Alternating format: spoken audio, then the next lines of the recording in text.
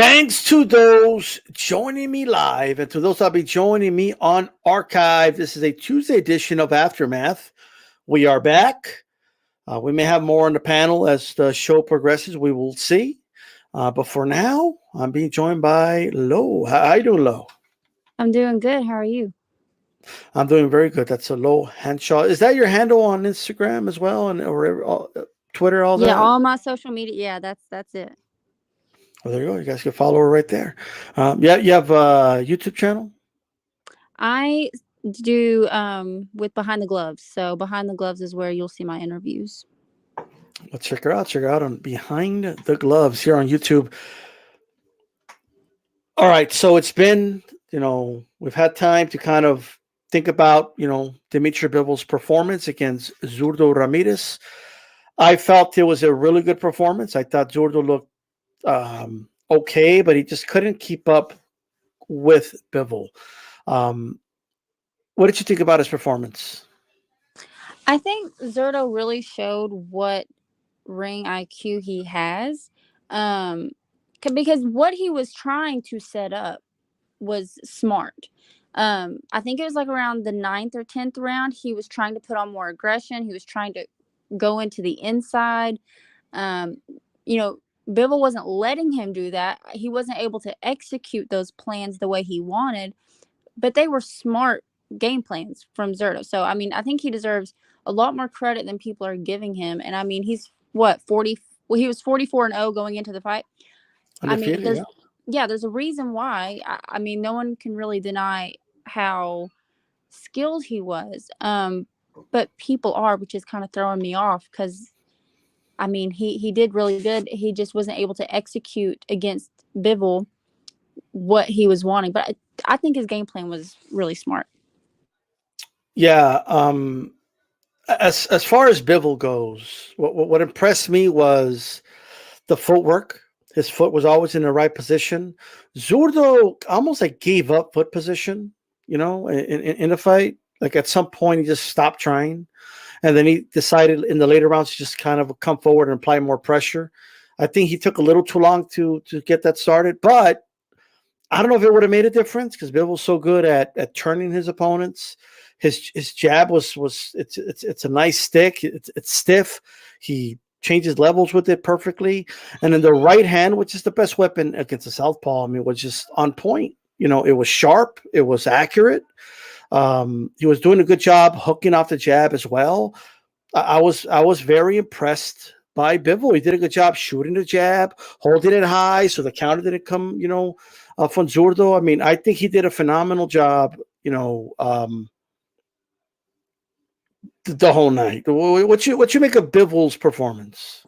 I think he did really, really good. I feel like you have a list. You take a list of everything that makes a perfect boxer, and you could create this perfect fighter. I feel like he checks off all the boxes.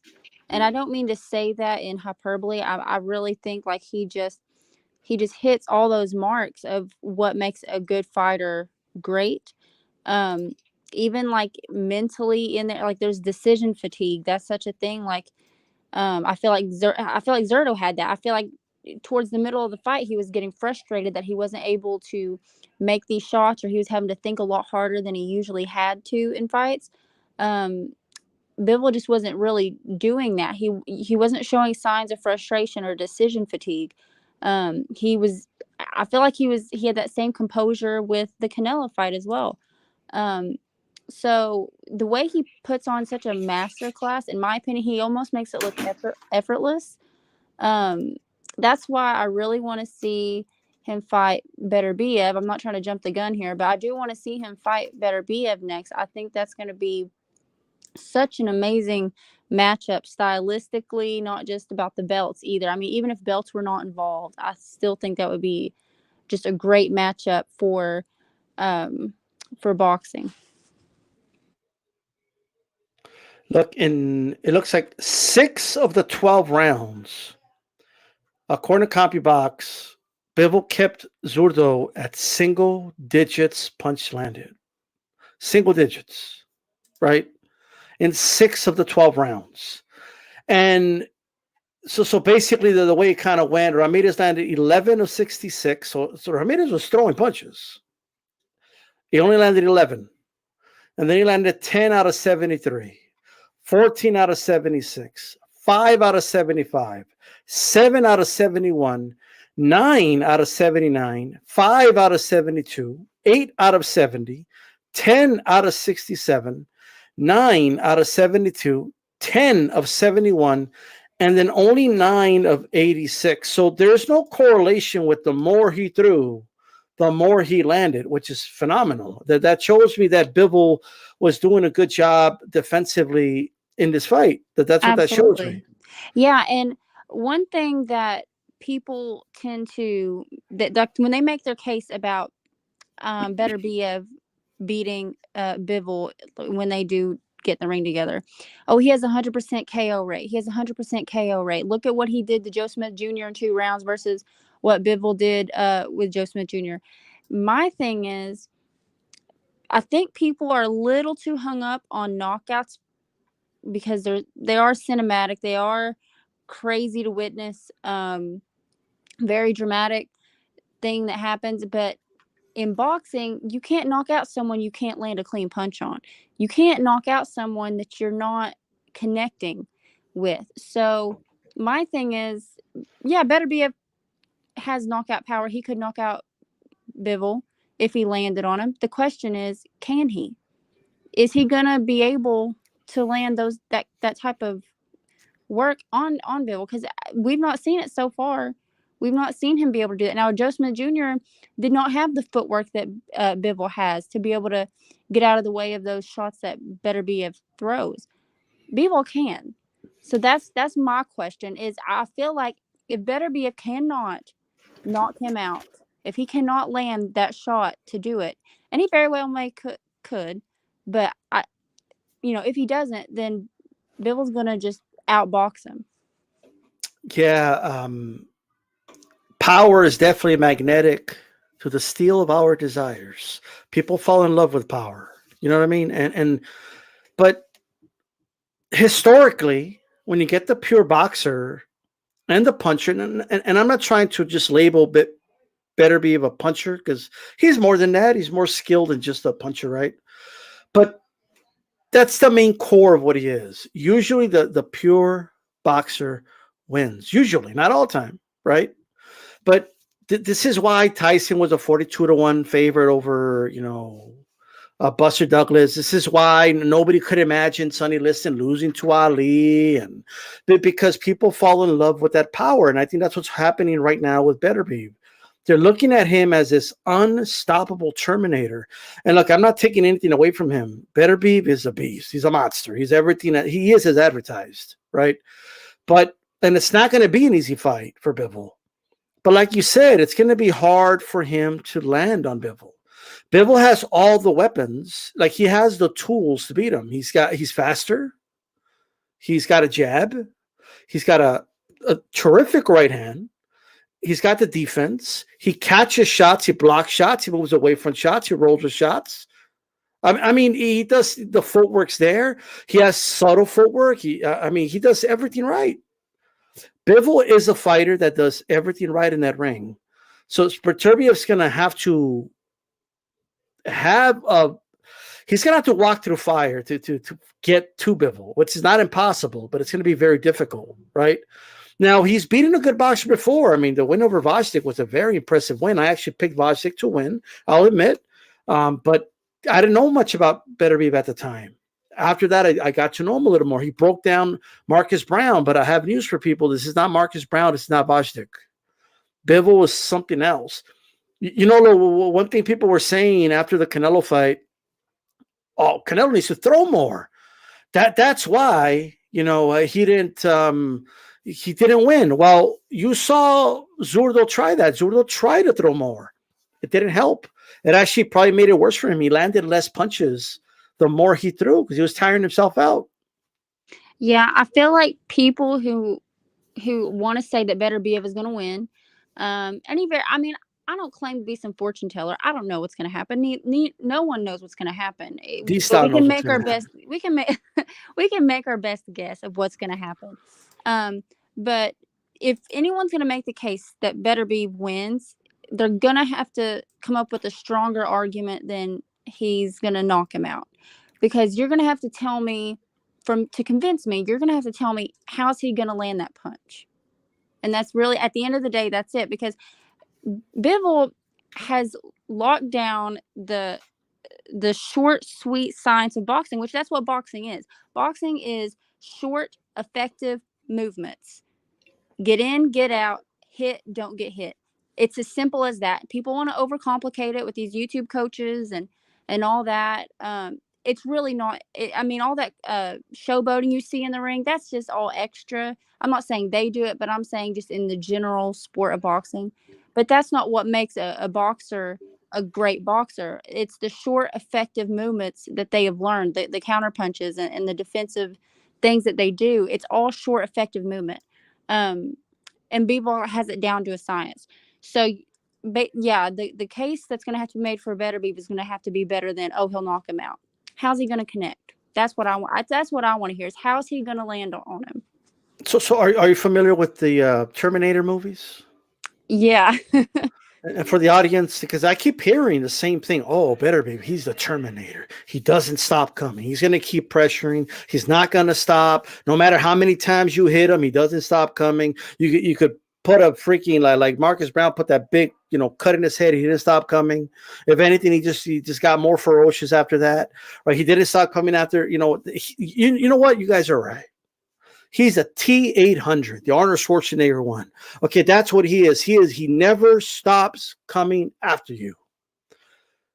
Bivol is a T-1000. He's liquid metal. Okay, you know how Bruce Lee used to say, "Be like water." You want to be the tea. You put water in the teapot, it becomes a teapot. Well, he's liquid metal. That's what he is. Okay, you put liquid metal in the teapot, it becomes a teapot. All right. Better Beeve is. I don't think he's ready for this, and he's never faced anybody like Bivol, in my opinion. Not in the pros. Not in the pros. Okay, I know they had a history, in the amateurs, but that's the amateur. It's different. It's just a different ball game. And as we know, Bivol gets better as their rounds progress. And something that sticks out to me is this, and I don't know how many people have seen this or not, but if it's, I know I shared it on Twitter. It's there somewhere. After his fight with Joe Smith, I believe it was a Joe Smith fight. I could be wrong about the fight, but nonetheless, Pernell Whitaker was in attendance and he saw his fight. And Pernell Whitaker talked to Bivol backstage. And he told him, your defense was perfect. Now just work on that right hand. That's what he told him. And you know what he did since then? He worked on that right hand, right? That right hand is on point. Zurdo's almost, if he's not over 200 pounds, he's close to it. He couldn't walk through that right hand. He couldn't do it. And I'm not saying he's going to knock out Beterbiev, but he's not going to be able to walk through Bivol the way people think he's going to walk through him. We saw Canelo hesitate, right? We saw, Zurdo hesitate. Couldn't walk through him. He couldn't do it. On a smaller scale, it's almost like when we saw Haney Kambosos too. There were times when Kambosos tried to get on the inside, and Haney was just catching him every time he would try to come in. He would just catch him. And Bivol, the way he fights, he stays close enough to his opponent to be able to connect, but he stays far enough away where he can back off quickly if they come at him, and he has the reflexes to be able to do that. It was just amazing though to see how the confidence of Zurdo start from the beginning and just how it kind of dwindled as the rounds went on. Yeah, I mean, now here are some things that Better Be might do, right? So the one thing he does have those short punches, like he generates a lot of power off of just a couple of inches, and he's very relentless, but he's slow. Like he's a lot slower than Bivol. Like I think it's astonishing the speed difference. Oh yeah, the timing was good. But how slow he was that was a big factor. That's what I mean. Like his game plan in his head, like, and you could see it playing out, like what he was trying to set up and do. It was smart. It just, he was not able to execute it. He just was not anywhere near what Bivol's talent is. He just, and but I don't want to say that and it come off as disrespectful, because I think he deserves all the credit for getting in there and going all 12 rounds. But at the end of the day, it is what it is. Yeah, I mean, it just. I know people do comparisons, so what the one common opponent is Joe Smith, right? So I keep hearing, well, like you said earlier, well, you stopped Joe Smith, early. Bivol took him the distance. They just win in different ways. Like Bivol did it his way, but Betterby did it, the other way. But that doesn't mean like this isn't a beat the clock challenge. It doesn't mean that if they were to fight, that the same thing would happen, because Bivol fights nothing like Joe Smith. And He's not. also, whenever Joe Smith was throwing shots, I don't know if I'd have to rewatch that fight, but Joe Smith Jr. did not land on Bivol at all. As far as if he did, it was once, twice, maybe three times the whole He fight. landed a good All shot late, Yeah, but but against Better Biv, he was landing some shots on him in those 2 rounds, that he was in there. But I mean, he did land on him. That He was landed more on Better too. Biv than he did Bivol all 12. I mean, all 12 rounds, he landed less shots on Bivol than he did on Better Biv, who he was in there with 2 rounds. Yeah. Look, obviously, it's just like Joe Smith is an easy target compared to Bivol, and of course, the guy with the big punch is going to take out the easy target early, compared to maybe Bivol, who just does it differently. Right.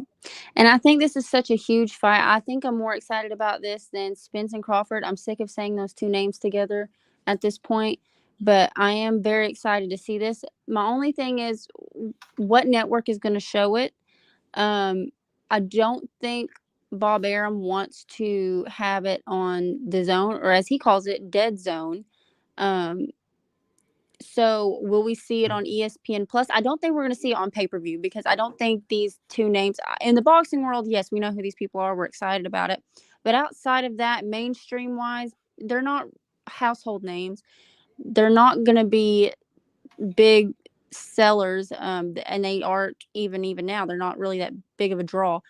So I think the best bet would be to have it on ESPN Plus. That's really the only other option I can think of. It's if Eddie Hearn will allow that. Yeah, I mean that's a good point. I see, people saying that Zurdo would have been food for Betterby. I don't know about that. I think Betterby would win, but I just don't know if he would be quote unquote the food that people say would. I think Zurdo would have definitely put up a much, much better fight than, say, Joe Smith Jr. did. Um, Yeah. but I definitely feel like that fight would have been stopped for sure. There's actually a video on YouTube, guys, called "Otter Betterby Knocked Down," and it says exposed on it. Now, I don't think I think knockdowns happen. Fighters get hurt to get back up. It is what it is. I'm not saying he was exposed, but the one that's been knocked down and hurt is Betterby. Like I never seen Bivol knocked down and hurt. Right. And knockdowns also don't always mean you got hit so hard you were hurt and then you fell. Sometimes knockdowns happen because a fighter is standing wrong, or they're standing too square and they're knocked off balance, but they're not hurt. Right. So it's never about, or it's not always about them getting hurt, or sometimes it's just, oh, they were off balance and got caught with a lucky shot. But I didn't see the video, so I can't really I'm not really talking about that specifically, but just in general. Right. Of course. But I'm just saying. I mean, one guy's tasted the canvas, the other one hasn't. For everybody talking about food and who's going to hurt who, and I saw Zurdo's knees buckle a couple times in that fight, and Right. you know, So, but I mean, yeah, so I feel like, Bivol has some power to him as well. Um, I don't think it's quite near what Better Beef has, but the thing is, like we said, is can better be, land on Bivol? That's the question. And I say that Bivol beats Better Be. I'll go ahead and put it out there, point blank, period. That's my opinion. Is at the end of the day, he wins. But if Better Be lands on him, that might be a completely different story. Well, let's see how TBH Brian in the building. How you doing, brother? Salute, salutations. How y'all doing? Doing Doing good. good. It's good. So you've seen the Terminator movies, you know, like the T-800. It was relentless when it stopped coming. The Terminator, that's Better Beef. You know what I mean? But can he beat the T-1000? Like, is he ready or what? You know what? That is a good analogy. Actually, it's a really good analogy. Good imagination. I mean, this dude is relentless dealing with Art Better Be. I mean, the dude is very has one of the best chins in boxing, and to me, probably has the heaviest hands of everybody that's boxing today. And I might say that about him even over Wilder to a degree. You know, great chin, great jab, heavy jab. But Bivol, like I've been telling y'all for a long time, is a hell of a boxer. Probably the best jab in boxing. Great skills. It's the best statistical jab in boxing. Oh well, shit. I'm like my man Mike Tyson. I don't deal with numbers.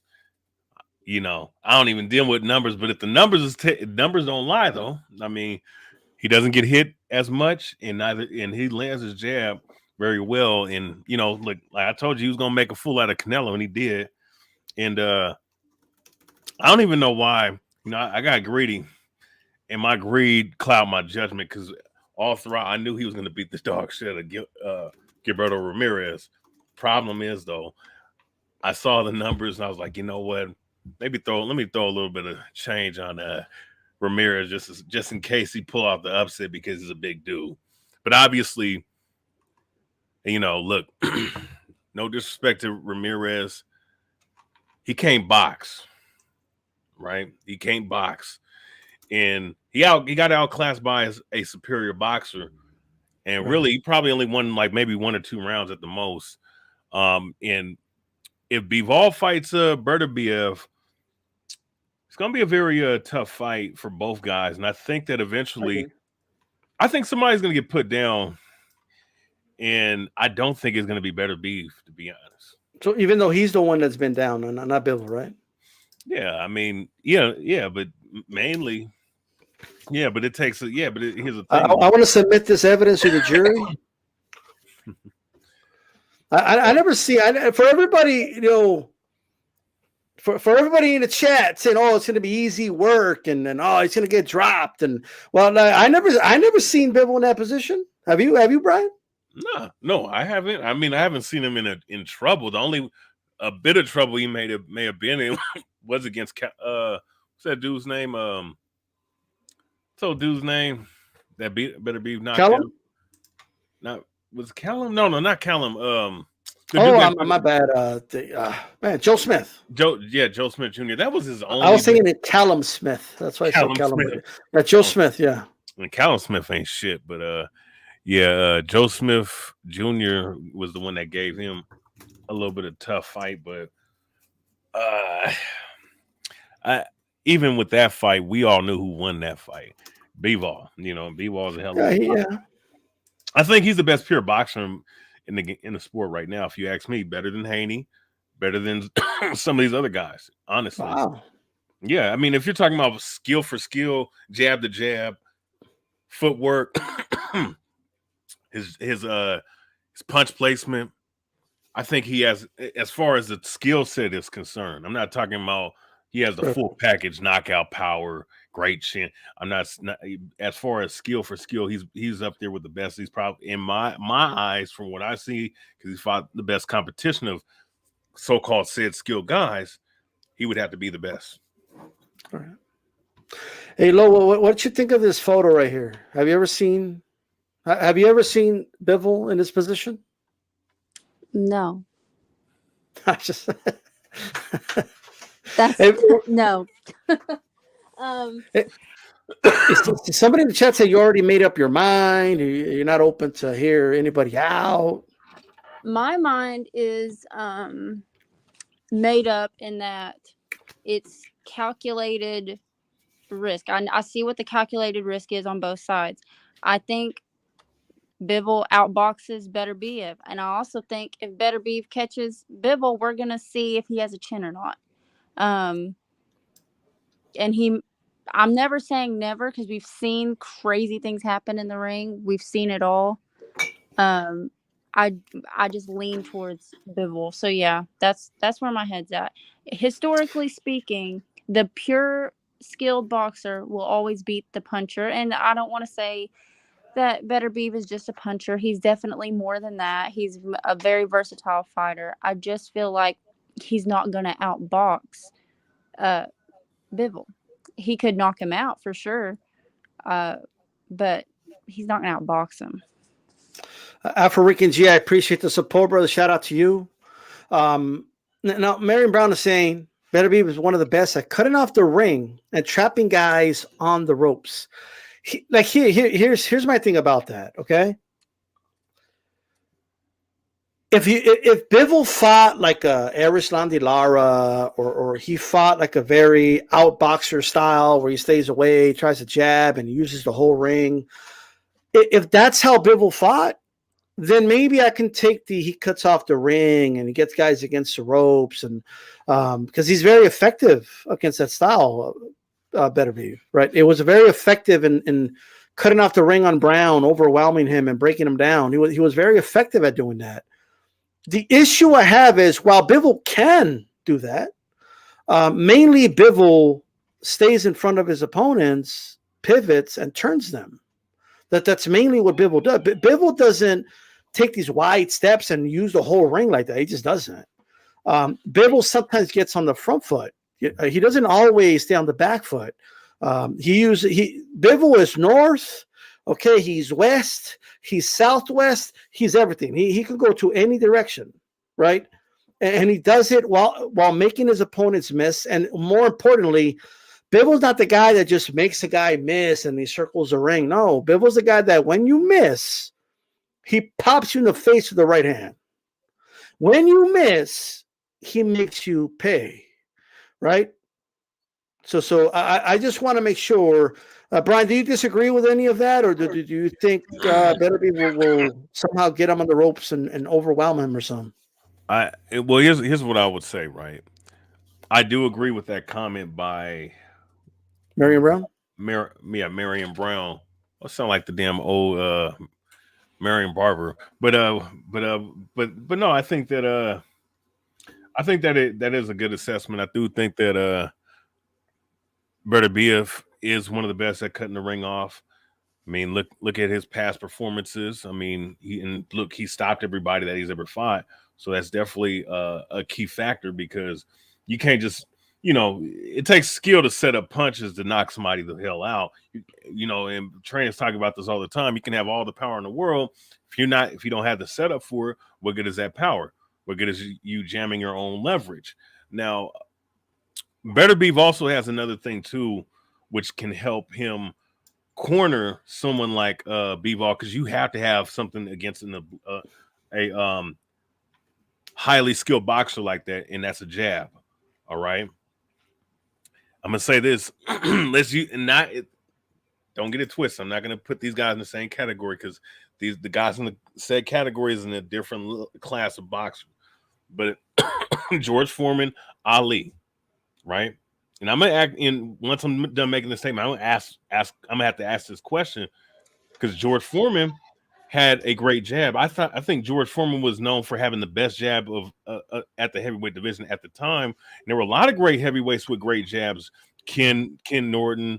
I can go through, not Sonny Liston, but Jimmy Young and all them other guys, right? Lennox Lewis. Oh well, no, back in the time when Ali and George Foreman fought. You're talking about the 70s. Yeah, the 70s. Yeah. But the point being, though, right? Ali had a great jab, but George Foreman had a jab to match, and Ali was the lateral guy, but he was getting trapped on the ropes. And if it wasn't for that of that tactic of rope doping, who knows what could have actually happened. Not saying that this is what could play out, but I think George Foreman had the better jab. That's why George Foreman was able to close the distance. He just didn't get the job done. As far as Better Beef going against Bivol, I think he can not only get him to the ropes, because there's times where Bivol, see, one thing I like about Bivol, he doesn't use he what he does is, even when he's economical with his punch, he could throw a good amount of punches in one sequence, but he's economical with it. He doesn't overuse his lateral movement like some other guys do. He doesn't over rely upon it. So that's what gives him great conditioning. But the thing he might get caught doing, and you saw it even in the Canelo fight, but Canelo couldn't get the job done at all. He will get trapped on the ropes, and he might box off the ropes with his back against the ropes. And that's where Better Beef, in those sequences, if he doesn't let him off the ropes, can be effective against him, especially if he goes to the body early. All right. Now, my question to y'all, just real quick, who do y'all think has the better jab? Bivol. Yeah, Bivol. My thing is, when you have two guys or girls that are fighting and they're pretty well matched up talent-wise, their styles are made for each other, that kind of thing, there's going to be three factors that's going to determine who will win. Not beforehand, but just like in the fight. The three factors. Number one, the most important, in my opinion, is where are they mentally? Are they there 100%? Are they calm? Are they calculated? Are their emotions separated from what they're doing? That's number one. 2 and 3 kind of equal is who is going to set the pace for the fight, who's going to like assert their dominance in the ring to set the pace, and 3, who's going to adjust first to the other one and adjust to the other one's timing. Those 3 factors right there, I think, determine who ends up winning in a matchup like this, where it's kind of 50-50. I agree. I think here's the thing, and they keep going back to the amateur record a bit. Like, I know that we've had a great amateur record, but this is the pros. Like, this is like Bivol's a 12-round fighter. You know what I mean? Like, we're not talking about 3 rounds. We're not talking about headgear and all that. We're talking about the pros right now, right? He has transformed himself into a menacing power puncher. Okay, a guy that he's relentless. He keeps pressuring guys and smart pressure. And I'm talking about Beterbiev, right? I know he's versatile. I know he's tough. I know it's a dangerous fight for Bivol. I'm not saying it's going to be a piece of cake, but I'm not the one underestimating Beterbiev. From what I'm reading in the comments, y'all are underestimating Bivol, right? From what I'm reading. I don't think this will be an easy fight for either one of them. I think it's going to test the both of them. And I feel like if anyone who makes the case for Bivol, it's not going to be an easy fight for him with Beterbiev. He's going to be tested the most he's ever been tested in his career. I feel like more than he was with Canelo. Beterbiev, same thing. I think he's going to be tested more than he's ever been tested in any of his fights against someone who moves that way. And does all he have is his power? Is that he's going to have to answer that question? Can he win without knocking somebody out? Can he outbox them? And especially, can he outbox Bivol?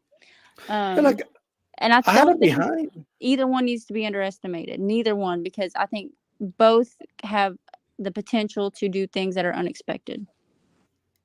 Look. Another factor people aren't mentioning, right? Beterbiev still has to fight Yard. And then they're talking about him fighting Smith. He's just getting older.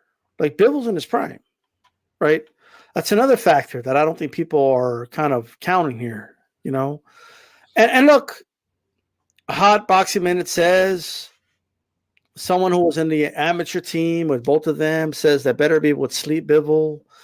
Bivol is not the same fighter he was when he was in the Russian national amateur team. He's not the same guy, right? And neither is Beterbiev, but like, things change, right? Like it's just the way it is. And right now, as a professional. He's in his prime. This is a different animal. This isn't the same dude. I mean, the way I see it. Olympic style boxing is forced high paced boxing at 3-minute rounds. Um, So yeah, it's a completely different style. It's a completely different game. You have people who medaled in the Olympics years ago. You don't even know who they are now because they didn't make it in the pros. They weren't able to translate that high paced boxing into 12-round fights or even 6-round fights or 8-round fights and make it a longevity thing. They weren't able to set up those shots, whereas in Olympic style boxing there's really not much setting up shots as it is throwing a flurry of shots that are more calculated, yes, but you're not really setting up a lot of things. It's not really slow paced the way pro boxing is. And then you've got people in pro boxing who are world champions, Tyson Fury, Steve Cunningham, guys like that who never even made it on their national teams. So I Right. never look at, I mean, you can kind of look at it as a factor of how they're going to do in the pros, but it's never like an end all be all type thing, especially when you look at like Usyk and Porter, for example. Like people are talking about how Usyk and Porter fought back in the amateur days, or whoever. You can throw out any name out there. It's irrelevant when it comes to pros. Completely irrelevant. I agree. Now, this could or could not impact the fight, but the WBC today, and I want the chat's opinion about this because we're speaking about two Russians here, right? Mauricio Suleiman announced at the convention that effective immediately, they're going to be removing all Russian fighters from their rankings because of the Russian invasion of Ukraine. Now, I mean, this invasion has been going on for months now. They're just doing this now, but nonetheless, this is a decision they made. Like it, don't like it. I don't want to get into the politics of it, but it's just a decision they made. But they did say what's strange is that Mauricio Suleiman said that first of all, Better be needs to fight Yard. So that's mandated. I think he's going to destroy Yard, to be honest. But once he's done with Yard, they mentioned that Callum Smith will be due his shot, right? However, they did add to that after the Yard fight that if Bivol is to fight Beterbiev, that will take precedence. The undisputed bout will take precedence over Callum Smith getting a shot because Callum Smith could just get a shot after that. What a lucky day for Smith, right? Yeah. What a lucky day for Smith. Do you mean because like poor guy, he's not going to get a shot, or good for him, he doesn't have to fight Beterbiev yet? I mean, win-win either way, because he can either fight for a unified world title fight, or he can wait it out, see what happens with Better be Bivol, and go. He gets an undisputed title shot right off the bat. Either way, he's set up. He's in a good position right now. Either way, now if he can win those fights, that's a completely different conversation. But just being able to get those fights on the table with some contracts, I mean, yeah, he's in a good position. Right. Now, and I know people are mentioning this. We're all aware that Beterbiev is a citizen of Canada, and Bivol, I think someone's saying he's a citizen of some other country. But I'm talking about the transition. But so I don't understand. What's going on with the WBC right now. They're making this decision. The rationale that Mauricio used is all the bombings, they've destroyed boxing gyms, even boxers, that they're not able to continue their careers. So if it's affecting Ukraine, then it has to affect Russia. But then there's a loophole because if a Russian becomes a citizen of another country, then they don't care. So what's the point? I mean, that's just how I feel about it, right? But Lo, what are your general thoughts about this whole decision they made? I really feel like this Russia-Ukraine thing has been going on quite a while. My stepmom is from the Ukraine, and I've spoken to her about this, and I don't want to get into the politics of it, but basically it's been going on a long time. But anyway, about banning the Russian fighters, I don't know if that is going to be a good thing. I don't think it's a good thing. I mean, to be quite honest, Ukrainians are the ones dealing with the onslaught of what is happening. That's where the battleground is. And yet you see Usyk having a world title shot. You see, or world title fights. You see Loma fighting. So if they're able to, and I mean, they weren't training there. I would assume they were, assisting their country. But if they were able to go to war, come out, and then successfully win their fights, I'm just not sure why because the Russian fighters, they're not Putin. They're not making these war decisions. They're not in the war room, I would imagine. I don't know. I don't think it's fair. Yeah, I personally believe it's unfair for several reasons. Okay. Like I said, I'm not going to get into the politics of it, but so that aside, the reality of the war has nothing to do with the Russian boxers. And if like, how is this a sanction if all you got to do is become a citizen of another country? Like, it's like a weird kind of like, well, here's a loophole. Just become a citizen of another country and you're good to go. That's number one. Second, so they're sanctioning Russia and Russian fighters, right? But you won't sanction Saudi Arabia. They're bombing their neighboring countries. We see fights there all the time, right? I'm trying to understand the logic behind this, right? Like, who does it benefit? Yeah, how fair would it be if the United States government, which has done, invades a country, right? How fair would it be to our American boxers to be removed from rankings because the United States government made a geopolitical decision, okay, or whatever you want to call it, to invade a country? That wouldn't be fair. It wouldn't be fair to all of a sudden, hey, Crawford, we're going to have to strip you because your government made a decision we don't agree with, right? They're going to war with somebody, right? And I think that's how people need to look at it. Look at it like, what if it happened here? What if the WBC decided, well, let's say we invade a country, and then they just decided we're going to just remove all Americans from the rankings. That wouldn't be very fair to me. But Brian, what are your thoughts? So there's been another edition of the scumbag known as Mauricio the Moron Suleiman. All right. Jeez. I got to call it what it is. I mean, this guy is simple as hell. I mean, so what the hell? I'm trying to understand what the hell is that war in Ukraine and Russia has to do with professional boxing when you have, like Lo was stating, I mean, you have people that are in the Ukraine, and mind you, they're both, it takes two to tango at the end of the day. All right. It takes two to tango at the end of the day.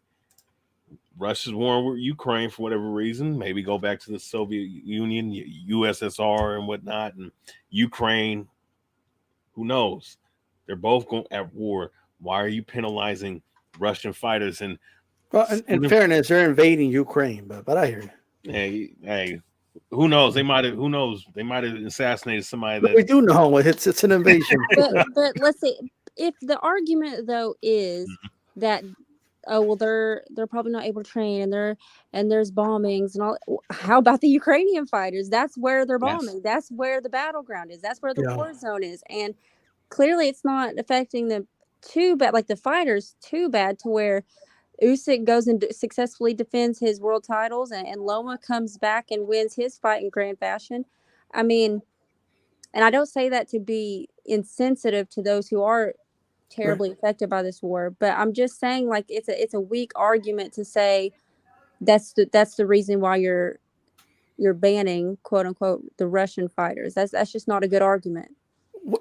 It's a horrible argument, and when you deal with the fact that you have both on both sides. I mean, at the end of the day, it is what it is, regardless of who started. But the thing is, you can't penalize the Russian fighters, but then don't penalize the Ukrainian fighters, especially when you have dumbass WBC has Russian fighters as their champions. Makes no sense whatsoever. Well, you know what they're going to say? Oh, but Beterbiev, he's Canadian. Like we know he's Russian. Like you know what I mean? Are we going to play this game? Like I'm just saying, right? Bivol, he fights out of Indio, California. It's California. He's from California. He's a California kid. But look, and there's people, and I said I wasn't going to get into the politics of it. It is what, and I'm not, but because it's like a rabbit hole that never ends, right? Here's what I'll say. I like to take the even if approach, right? Even if the Russians are 100%, the Russian government is 100% to blame, that you can, like, punishing the boxers does nothing. Like, it's not going to do anything. So what does the WBC think is going to happen? That like maybe Putin's a big boxing fan, and if we do this, maybe it'll stop him. Like, Putin doesn't give a shit. Like it's just this is the last thing on his mind, right? The whole thing is just messed up to me. And then there's no precedent for this. This is not the first country that's invaded a country, and we have boxers out of that country participating in boxing. There's no history of the WBC. If somebody could show me when the WBC has taken a stand and all this other stuff, I would love to see it. You know what I mean? I would love to kind of, I'm not saying it hasn't happened. I'm just saying it's not something they've been doing recently. It's just not something they do. I see fights again in Saudi Arabia, and they're involved in conflicts and wars and stuff. You know what I mean? I'm just saying. It's about money. It's about money. At the end of the day, is you get a lot of money in Saudi Arabia. You get a lot of numbers in Saudi Arabia. So, that you're probably not going to hear a lot of pushback on that. In Russia, when do we ever see big fights happening in Russia? Never. Yeah, you can't blame the fighters for this. Look, I mean, at the end of the day, I mean, I've seen reports of Russian people filling the capital, protesting the war. Like, it's not like all Russians are for it. This is the government's making decisions and fighting. We shouldn't punish regular people. And in this case, boxers, they are regular people. They're just trying to make a living. They're just trying to participate in their sport. That's all they're trying to do at the end of the day. So I think the whole thing's whatever, but what are you going to do? You know what I mean? Call out morons like Mauricio. That's what we can do. The guy that fought on the Showtime show this past Saturday in Minnesota, the one who's now unfortunately in a coma, is he Russian or Slavic? That's a good question. You're talking about Aidos? Sure. Yeah. He's Slavic for sure, but I don't know if it's from. I don't know where. I'll find out really quick. I'll find out right now. Let's see where he's from. If somebody knows in the chat, he can just let us know. But I'm not sure what he is. Yeah, he's from Kazakhstan. Okay. Okay. Yeah, he's from Kazakhstan. So, look, let's talk about that. Let's talk about that fight. So, Aidos had his fight with David Morrell. I've seen a lot of people get on about this fight, and I have my criticisms, but I want to hold back a little bit. First of all, Al Money 231, thank you so much for the super sticker, brother. And here's why. So I know people are mad that this was, why are we putting on these mismatches? And look, and overall, I'm against mismatches. Like I have more to say about that. But in this specific fight, Morrell just has 7 fights. Like, it's hard to match him. Like, it's hard to like on paper, that was not a mismatch. On paper, yeah, exactly. I've seen it a lot, even at the amateur level. Yeah. On paper, it was not a mismatch. The only time you see it as a mismatch is when it's too late and they're already in the ring. But my general thoughts on this was I would rather stop 100 fights too early than one too late, because you get stuff like this happening. And there was like 4 layers of protection there that should have protected this fighter. You had his corner, you had the ref, you had the commission, and you had the fighter himself. It could have been stopped. Or not the fight, the doctor, the commission, the corner, and the ref, and not one of them stepped in and stopped it. And I feel like from the middle rounds on, it was clear as day that this was a mismatch. Once it was happening, yes. Yeah, and it was just really bad. He was taking a lot of bad shots, and um, a lot of people, even like I saw on Twitter, like because I always read like Twitter in between the rounds, they were calling for it to be stopped, like saying, He why is this not was getting he was stopped?" deducted a point for holding. He was literally holding on for dear life in this fight, and he was taking a beating, and in my opinion, should have been stopped at least 3 4 rounds before it ended, at least. So look, on paper, I agree 100% with Lowe. It was not a mismatch on paper. This guy was 16-0. They didn't throw him in there with a dude with a losing record or something. They didn't throw him in there with a dude that just came out for loss, and we see that often in boxing, by the way, and that should stop immediately. Okay. And I see it a lot, believe it or not, in the women's ranks. I see women be put in there with girls that are like 2 and 13. Like, it's crazy.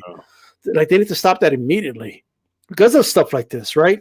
In this case, on paper, it's hard. Look, there's no doubt that David Morrell is a beast. Okay, he's a hell of a talent, but it's hard to find an opponent for him right now. Like, they put him in there with a 16-0 guy, and he made him. He just clearly outclassed him. He was putting a beating on him, right? And I don't want to put any blame on him. He's just a fighter. He's just doing his job. But like, the corner, shame on you. Ref, shame on you. Ringside physician, I mean, that's why you're there, doc. Shame on you. There was so many layers that did not do their job because look, Aidos could still have a boxing career after this. He was like, I don't know if he is now, but we don't know. And there right? were signs during the fight that something was wrong, like twitching his eyes, his face was swelled. He just wasn't responding the way he should be. It was just so obvious. And this far into the game, especially with the officials that were there, as much as these high profile fights that they have seen, I feel like they should have known. End of day, they should have known.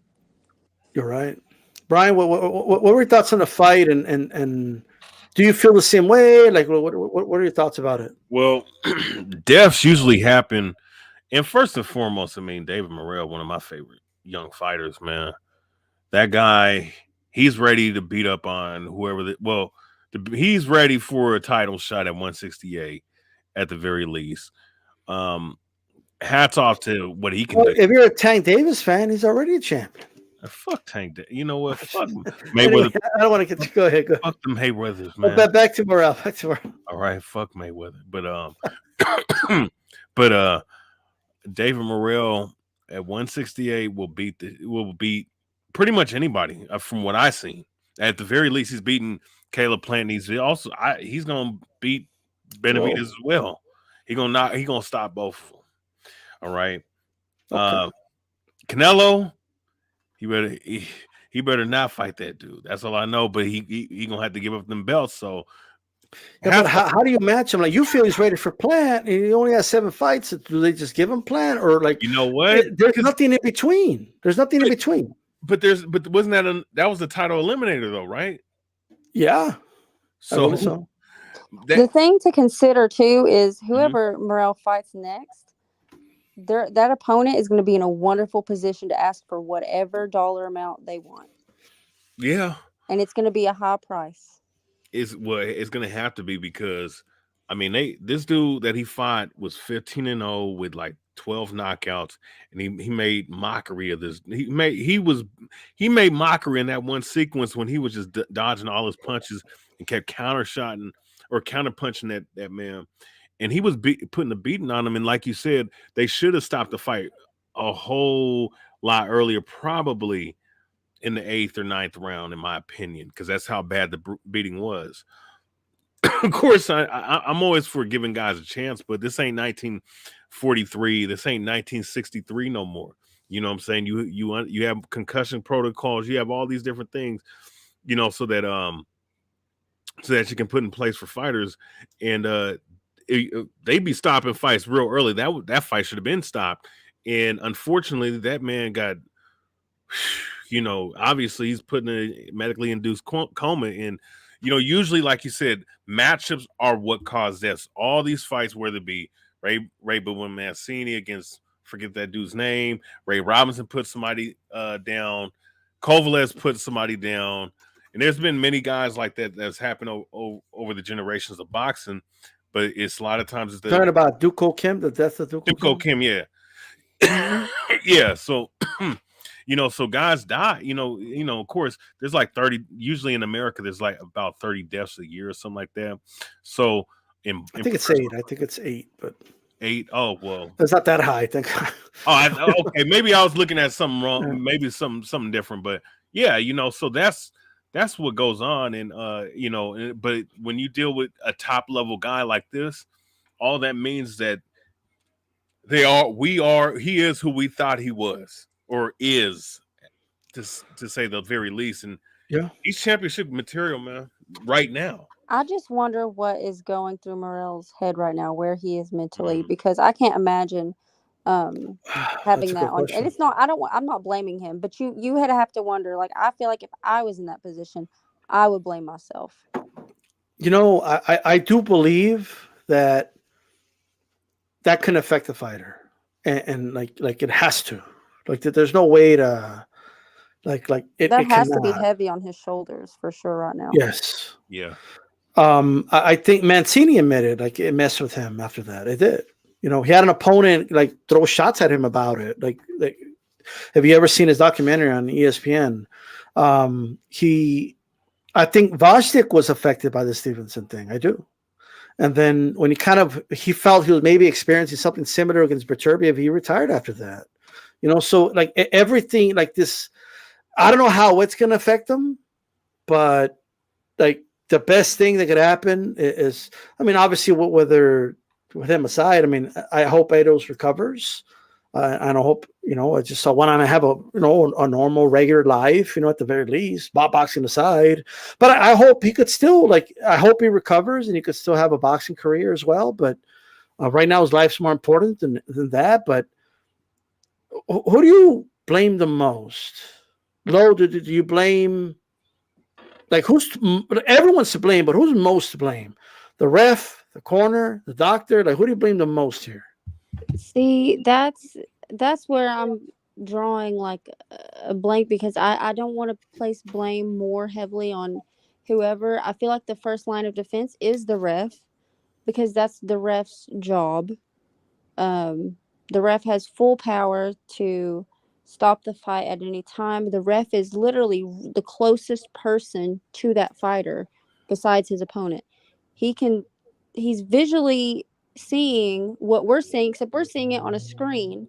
He's seeing it right up in his face. So I'm just amazed that that was what happened. That's what transpired, is he just allowed it to continue. And I was shocked to see that out of Tony, because I like Tony.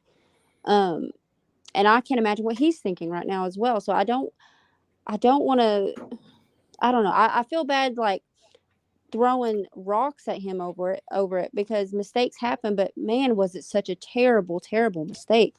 But also his corner knows him better than anybody. They should have been as well thrown in the towel. The doctor is educated as a professional medically to see signs for this, signs that even a ref may not know, signs his corner may not know. He should have been able to see the signs of brain injury from ringside. So it's hard for me to pinpoint who is most at fault. And I think at the end of the day, it doesn't really matter who is most at fault. It's just the ball was dropped regardless. The ball was dropped, yeah. Brian, same question to you. Who do you think is most to blame for this? Like, just in general, like, who's most to blame when stuff like this happens? I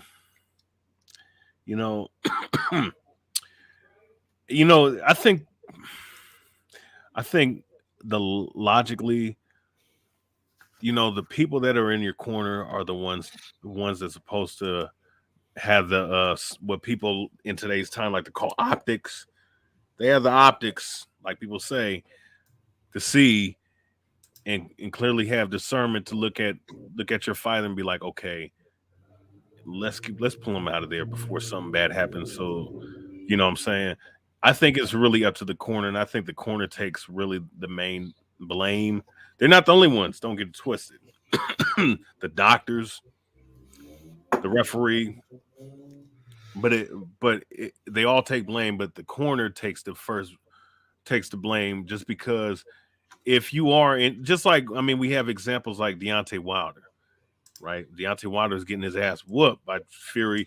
If that fight would have continued, we wouldn't have had no damn third fight because Wilder would have been in the hospital and he would have been recovering probably all the way up to last year.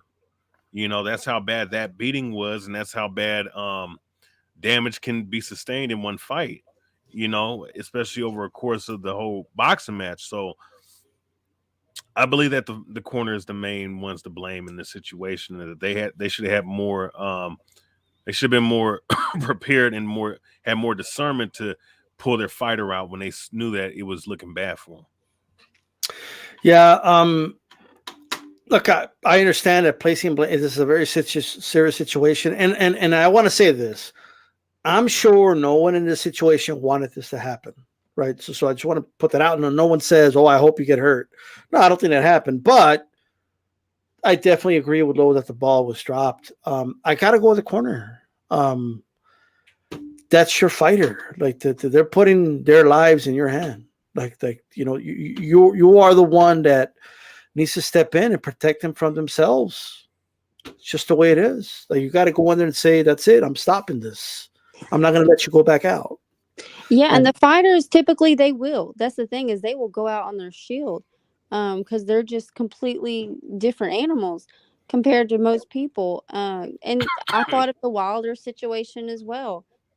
Is when his corner threw in the towel in that second fight. It was like thank God someone's watching out for this man, because he has so much heart, so much bravery. He was willing to die in that ring, and I've heard a lot of fighters say that. A lot of fighters have told me, "I will die in that ring before I quit," and they don't say that for hyperbole. They literally mean it.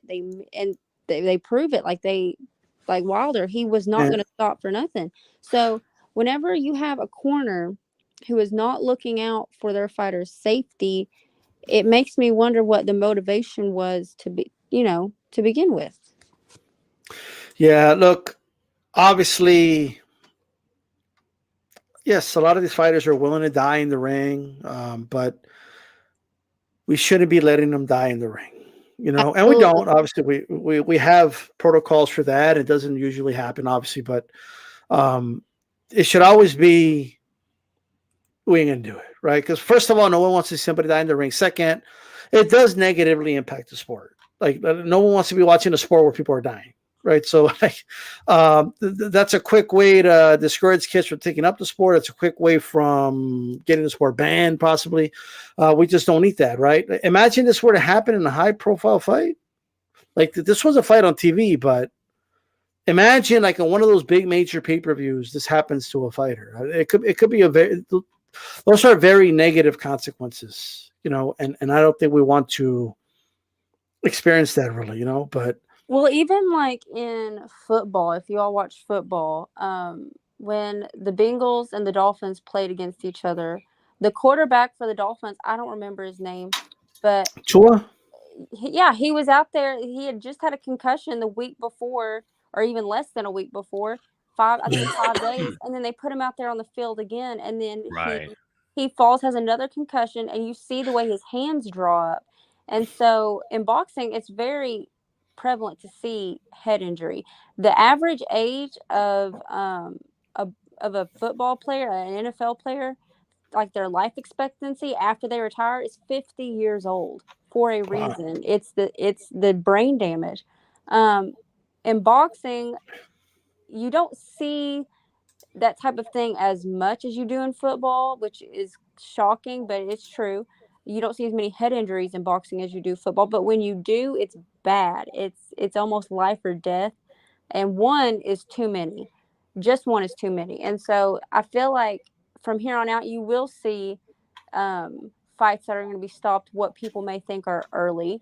You're going to see refs and commissions be more proactive in making sure there's safety in the ring. But I don't know what else.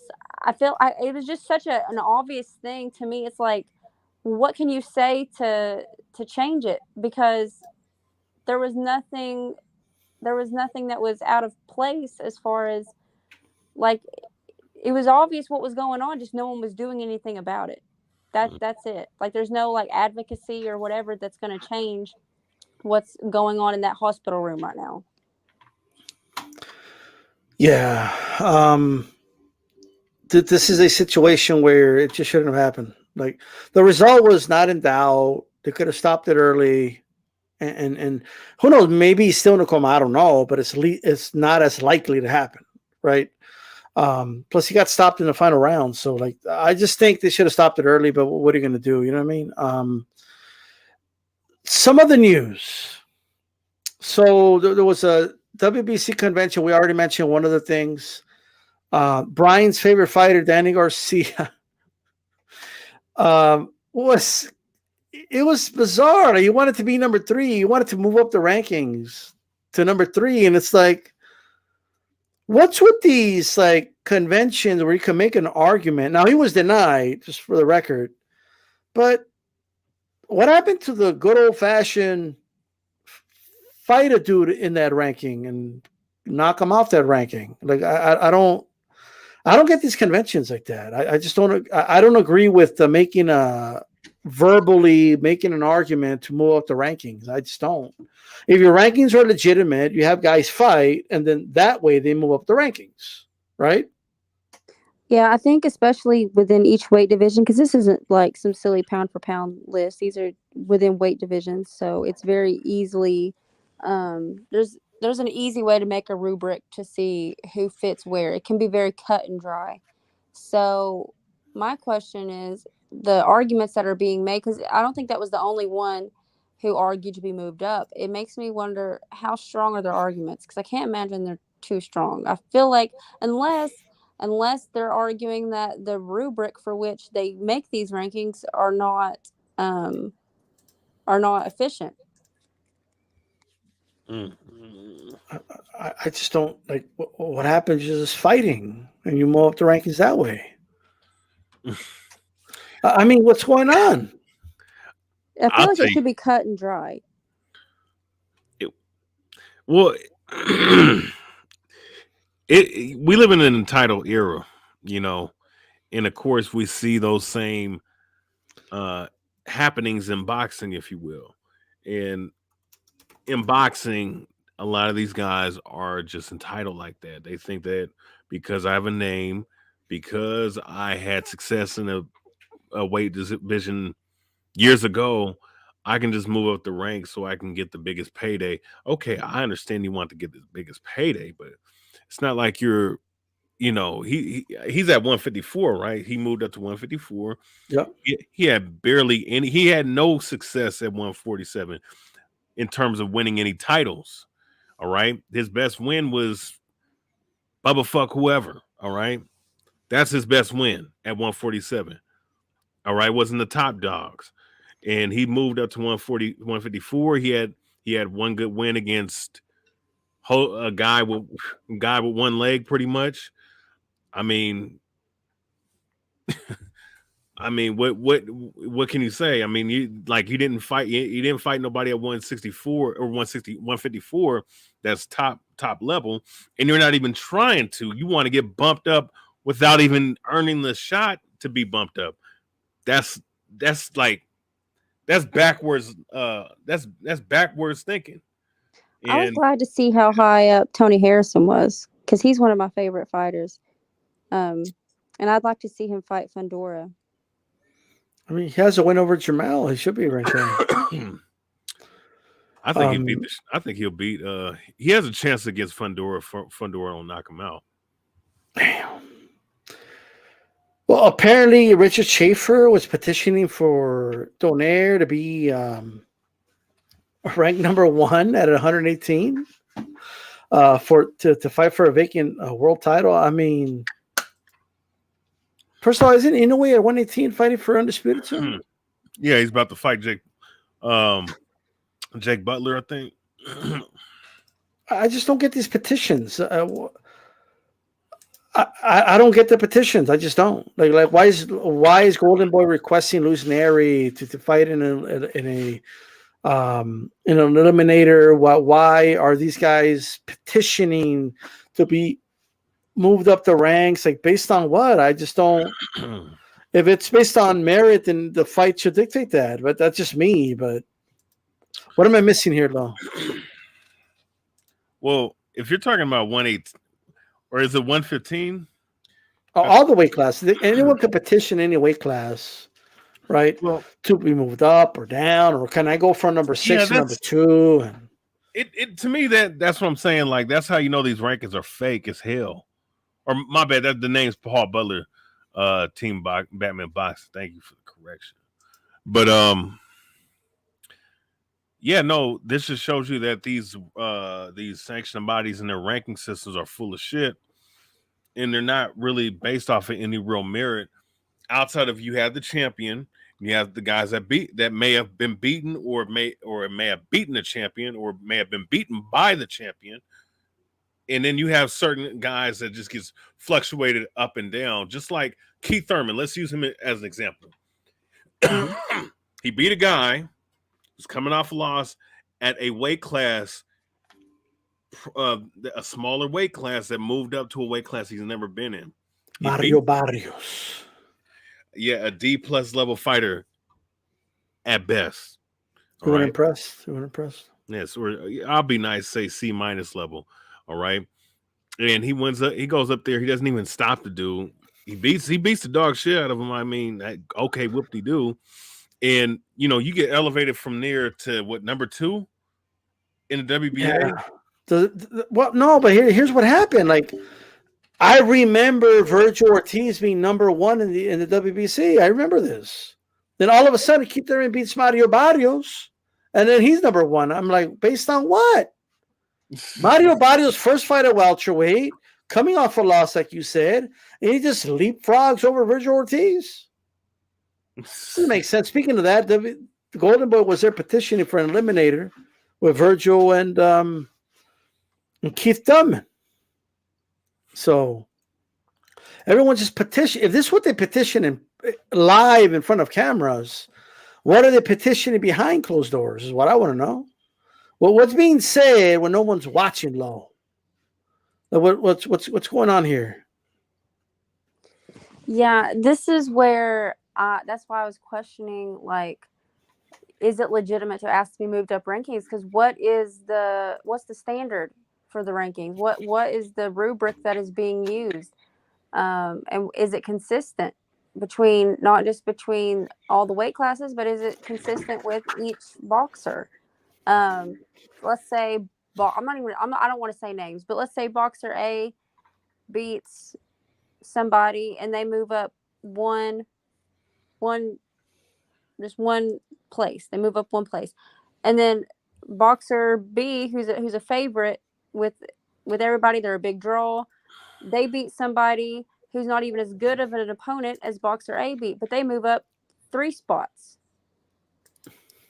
If that makes sense, like they're being rewarded more so than, it's just, I don't know. I don't want to. But here's the thing, though. Happening, but it makes you wonder. I don't want to make any accusations, okay? But hypothetically, just in a hypothetical world, let's say I'm a boxer, I'm ranked number 5, right? And I could just be like, hey, promoter, help me fight number 4 so I could move up the rankings. I could do that. Or I could get a plane ticket to the WBC convention. My promoter can make a nice donation for a good WBC Cares cause. You know what I mean? They could do a nice little donation, just out of the kindness of our hearts. Mauricio, nice to meet you. This is a nice little donation we just made for the WBC. You guys do great work, great humanitarian work. Keep up the good work, Mauricio. I support you in the Ukraine cause. Fuck those Russians, all day, every day, whatever you say. All right. And then, it's my turn now, right?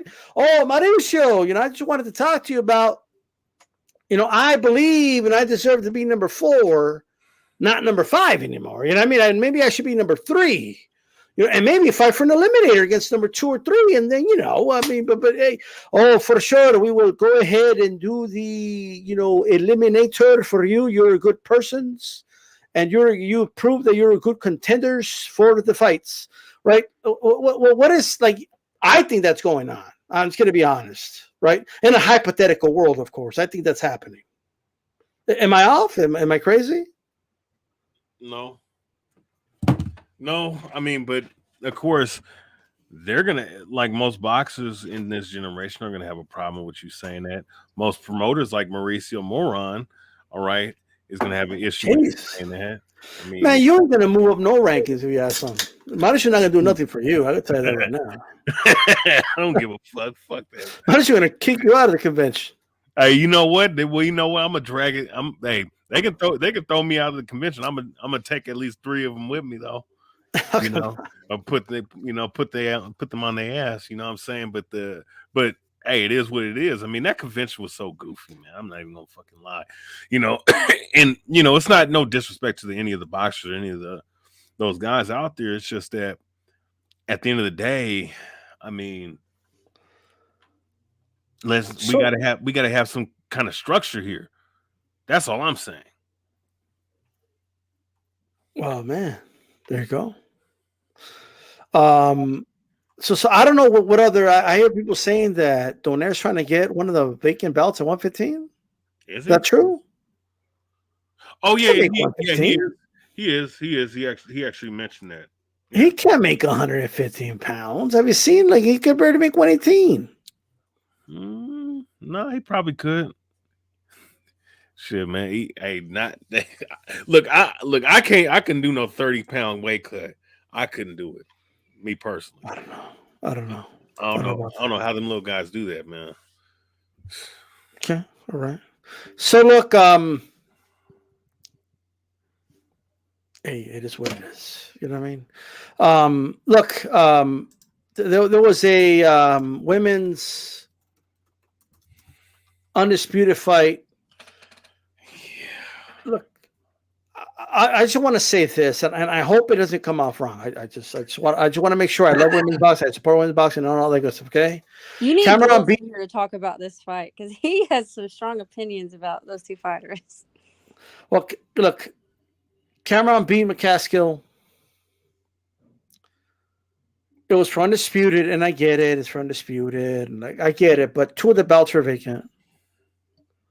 Like I never seen that happen, like ever. Like so he just put the 2 belts in the line and made it for undisputed. Like, well, what's going on over here? It sounds like a shortcut to me, Lo. I'm just saying. You know what I mean? Like they just made 2 of the belts, 2 of the vacant belts, and just threw them on the line. Yeah, I can see that. I feel like though, where women's boxing is such a smaller Smaller pool talent. smaller talent pool than the men's boxing. There's a higher demand for those belts in the men's division than in the women's. So you will see things kind of play out differently at first as the sport is growing.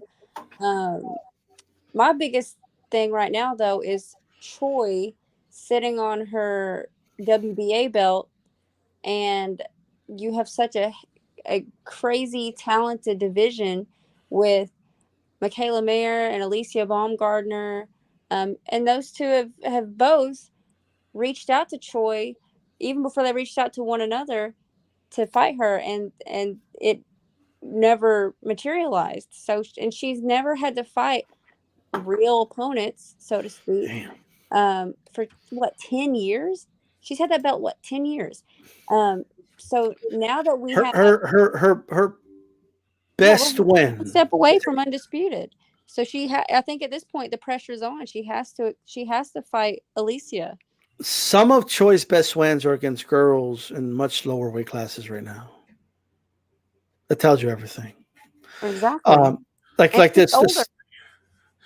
Yeah, but she's in Korea enjoying her title reign.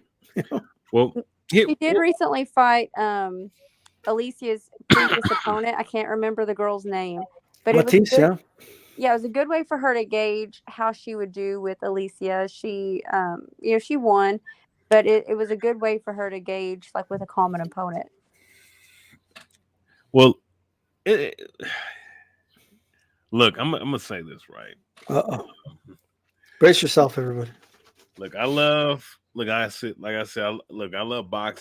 I like to watch boxing. Every time someone prefaces something, he's gonna say something rude. Go ahead. And then look, I look, man, Serrano, I'm a fan of her. more than one boxing, reason. right? For more than one reason. For more than one reason. You know, Carissa Shields can box. Alicia Bumgarner, Micaiah Mayer, Tanisha Estrada. You know, they can fight. And She can you know, box. she look good too, by the way. But point being though. Good job. Good job. Yeah. Point being though, right? That was a very lethargic fight. One and look, as an undisputed champion, I don't understand how that can be displayed. And yes, it has a lot to do with the fact that there is probably what 30, 40 women in that one weight class in the whole world. And the talent pool is just not there. But at the end of the day, it falls on the trainers, and maybe it's just because the female boxing is just right now still is gradually growing right now. You do have the really talented, really skilled ones, but then there's a drop off, a huge drop off. I believe that I don't know. I think that I understand why they they don't just do the 10 2 3-minute rounds with the females. I can see why. And another thing too, this just proves that undisputed in this era is very watered down, and it's not, and it's an easy, to me it's almost like a gimmick nowadays. It's not undisputed is not what it meant, as what it didn't mean as much as it used to mean back in the day. You know what I'm saying? Compared to now, like now it's not even worth shit, to be honest. It's worth something. Damn. No, my bad. Let me rephrase it. It's worth something, but A little harsh. but the road to undisputed is not what people think it is. Oh, it's 4 belts. No, it means it's watered down. That's what it means to me.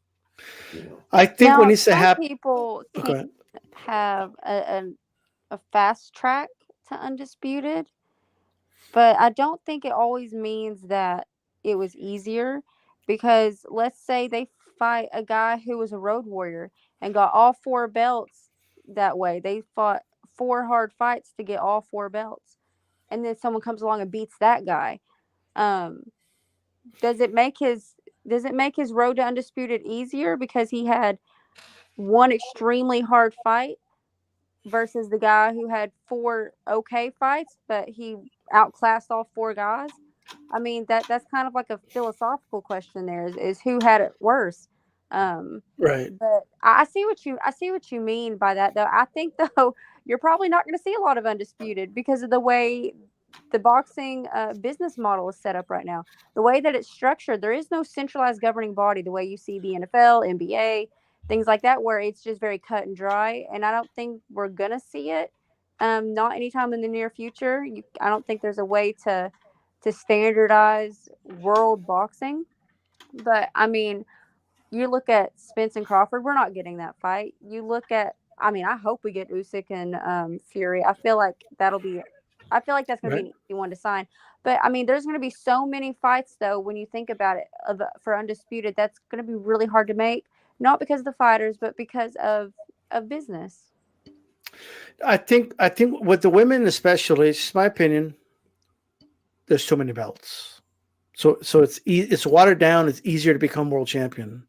And if you have the right promoter, you have the right timing, you can make almost any girl in the top 15 could become a world champion. If you get them the right belt for a vacant belt. What's the most prestigious belt in your opinion? Just in general, like not your personal favorite, but the most prestigious. No, like it depends. To me, the champion makes the belt, not the other way around. I've always felt that way. Like the champion makes the belt. The fighter and who's he's fought and what he's proven means more than the trinket, in my opinion. I agree. Because they all have the same status, all those belts, But like there was a time when Mayweather was the top fighter at 147. It didn't matter if he had the WBC. It didn't matter if he had the WBA. It didn't matter if it was the IBF. It didn't matter if it was the WBO. He was the best in that weight class, right? When he had it, regardless of which one of those trinkets he had, right? Well, I mean, supposedly he was one of the best. He was. Well, let me put it this way. Let's say I said the WBA. It's hypothetically, right? Well, there was a time where Lennox Lewis had all the belts except the WBA because he vacated it, right?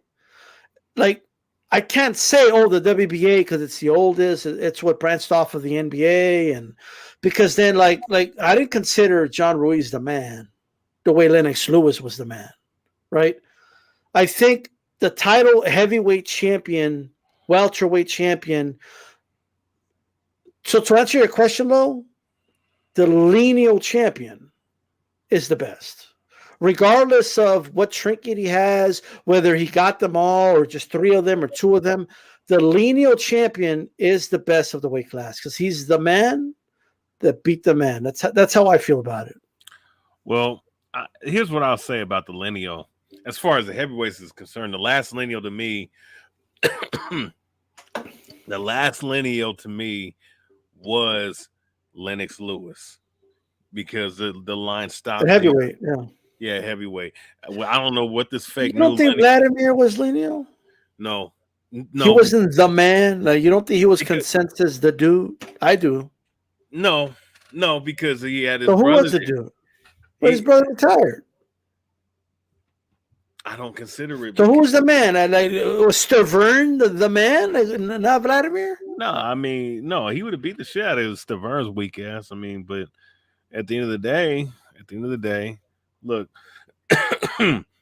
you know, when you deal with the actual lineage from the NBA, the NYASC, if I remember correctly, New York State Athletic Commission had a belt, yeah. Who? New York State Athletic Commission. Okay, New York State Athletic. I believe that branched off to the WBC, but yeah. Okay, so you had all those going down to that lineage. None of the lineage didn't stop. It kept going to each champion, right? And then it stopped at Lennox Lewis, and they just made a whole new lineage out of nowhere. I think Ring Magazine made a whole new lineage out of nowhere. So to me, you know, this is a pseudo linear, and now Tyson Fury is a pseudo linear champion. You know, pseudo lineage. I never heard that before. I like it. Go ahead, Lo. I was gonna say Lennox Lewis is one of my favorite fighters. He had 2 losses, I think, and he avenged his losses. Yeah. And he dared to be great, and he was able to come back and beat those guys that he lost against, and he was just a masterclass fighter. I really respect the heck out of him.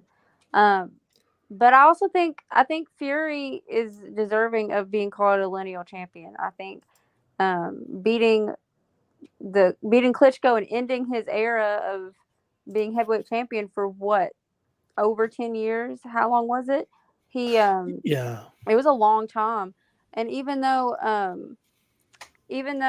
Vlad held those belts for so long, I'll say this just as a side note, and anyone can disagree with me on this. I'll take the heat for it. I think his brother Vitaly was a much better fighter. Oh, I agree with that all day. Oh yeah.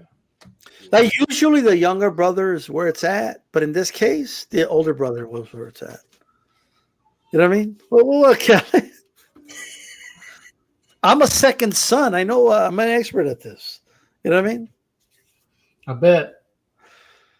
I need to get a thick podcast set up the way you all have. Like, y'all got the posters behind you, the nice microphones. Dang, I need to step my game up. That's why I got to roll with us a little more. You know what I mean? Like, it's the way it rolls, you know? Hey, look at Calix with the 4 Kings. Look at that. Hey, Calix, so let me do a quick rundown. He just came in. Shout out to New Media Today, Boxing 4P Jack, all you guys, man. Thanks for tuning in, guys. Remy, shout out. Thor, shout out.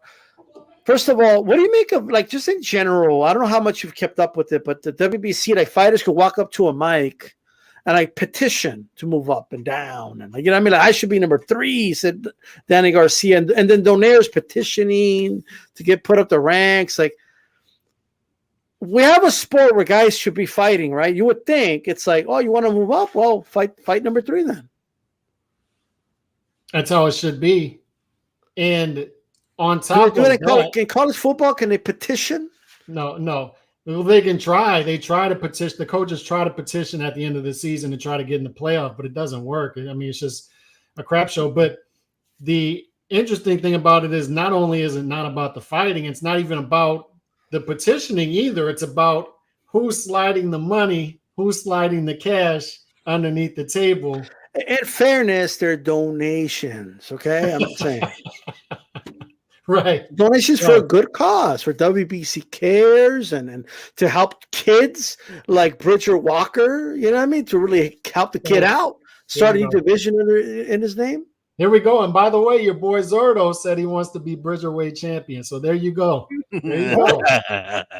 He said he wants to move up, become cruiserweight champion, then become Bridgerweight champion. Look, I don't want to interrupt, but what a visual would it be if Zurdo wins the Bridgerweight Championship of the world, and he has Bridger Walker on his shoulder, and there's fireworks firing all over the place?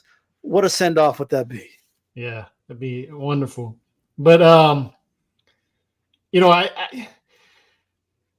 I joined late. Sorry about that. My apologies, first of all. So I didn't catch what y'all were talking about earlier, but when I was following the whole charade earlier on Twitter of what they're doing out there, the first thing that caught my attention was not sanctioning fights between Russian fighters. And I don't know if y'all talked about that, but it's just ridiculous. These dudes have nothing to do with it.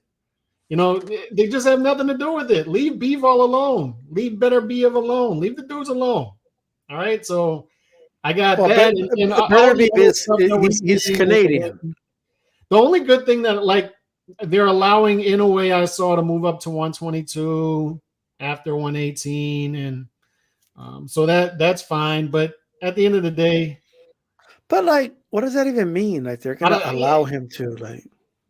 I think they're gonna allow him to move up and keep the belts, or as he moves up. I don't know what they're gonna do, but I'm just aggravated with the sanctioning bodies, how they carry themselves, how they feel like they're above everything, and they just get to call the shots, and they call whatever shots they want without consistency towards the shots that they're calling. So it's just a frustrating process.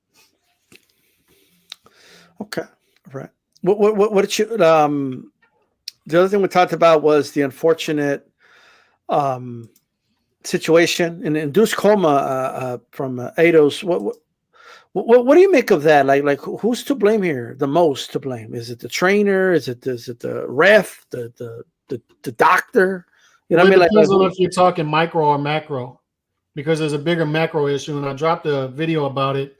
I dropped partially what my video on Twitter. People can go check it out, but I dropped a longer video that unfortunately got blocked in the United States, but it's able to show other parts of the world and it's getting good views. So it's being received well, thankfully. Unfortunately, us here can't see it. But on the micro level, what's that? So Elon Musk blocked your video in the U.S.? No, not on Twitter. Here, whoever runs YouTube, I don't know. Oh wow, that's crazy. Okay, right. But anyway, on a micro level, as far as this fight, multiple different the checks and balances failed them from start to beginning. Right? It's first of all, your trainer has to have a deep relationship with you. Your corner man has to have a deep relationship with you to know that your chin is too good for your own good. You're too courageous for your own good. We have to save you for another day.